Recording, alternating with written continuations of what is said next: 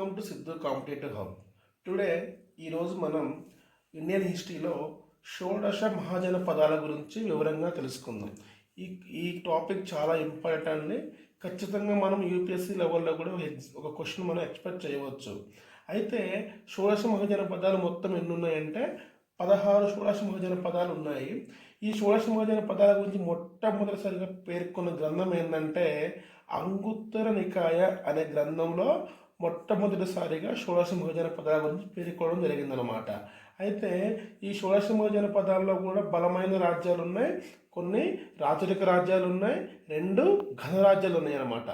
మొత్తం 16 రాజ్యాల్లో 2 ఘనరాజ్యాలు.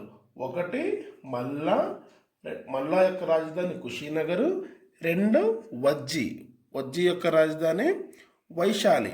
ఇవి 2 ఏంటంటే ఘనరాజ్యాలు. మిగిలిన 14 కూడాను రాచరిక రాజ్యాలు అన్నమాట. అంటే రాచరిక రాజ్యాలకి ఘనరాజ్యాలకు తేడా ఏంటంటే రాచరిక రాజ్యాల్లో తండ్రి తర్వాత కుమారుడికి రాజ్యం వంశపారపర్యంగా సంక్రమిస్తుంది. అదే ఘనరాజ్యం అంటే ఏంటంటే అక్కడ ఉన్నటువంటి ప్రజల చేత ఎన్నుకోబడతారు అన్నమాట. ఆ విధంగా 2 ఘనరాజ్యాలు, 14 రాచరిక రాజ్యాలు ఉన్నాయన్నమాట.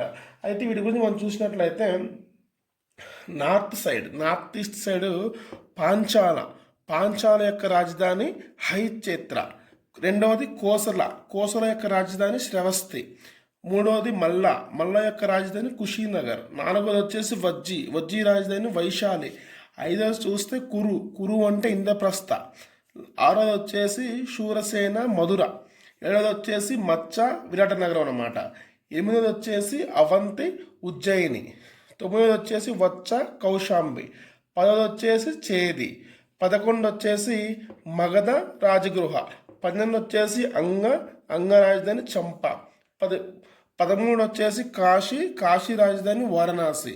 నెక్స్ట్ 14 వచ్చేసి అస్మక బోధన్. ఇక్కడ ఈ అస్మక మహాజనపదకి ఇంపార్టెన్స్ ఏంటంటే దక్షిణ భారతదేశంలో గోదావరి నది ఒడ్డున్నటువంటి ఏకైక మహాజనపదం అండి. తర్వాత వచ్చేసి ఇక్కడ ఉన్నటువంటి ఇవన్నీ కూడా మన భారతదేశంలో 14 ఉన్నాయి. మిగిలిన 2 కూడా అవుట్ ఆఫ్ కంట్రీ ఉన్నాయి అనమాట. అవి ఏంటంటే ఒకటి కాంబోజా యొక్క రాజధాని రాజపుర, గాంధార యొక్క 2వది వచ్చేసి గాంధార యొక్క రాజధాని తక్షశిల అనమాట. అయితే ఇవన్నీ మనం మ్యాప్ పాయింట్ నేర్చుకుంటే చాలా ఈజీగా ఉంటుందండి. ఈ టాపిక్ దీన్ని ఖచ్చితంగా క్వశ్చన్ ఎక్స్పెక్ట్ చేయొచ్చు. అందరూ చాలా క్లియర్గా నేర్చుకోండి. దీని తర్వాత మీరు నేర్చుకోవాల్సింది ఏంటంటే కొన్ని రాజ్యాలకు రాజులు ఉన్నారు. ఫర్ ఎగ్జాంపుల్ కోసలకు వచ్చేసి ప్రసీనజిత్తు అనే రాజు ఉన్నాడు అనమాట. నెక్స్ట్ వచ్చేసి ఇవన్నీ కూడా గంగా ఈ నార్థన్ సైడ్లో ఉన్నవన్నీ కూడా గంగా పరివాహక ప్రాంతంలో ఉండేవి అనమాట.